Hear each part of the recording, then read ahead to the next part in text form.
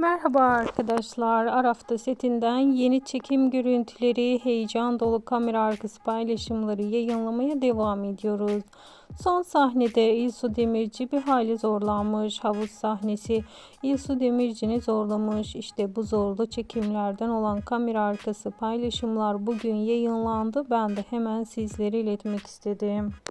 Herkesin en çok merak ettiği Ateş Mercan'ı kurtarabilecek mi? Tabii ki Mercan'a bir şey olmayacak arkadaşlar. Fakat nasıl kurtulacağı şimdilik sır gibi saklanıyor. İlerleyen videolarımızda sizlere spoiler bilgi de iletmeye devam edeceğiz.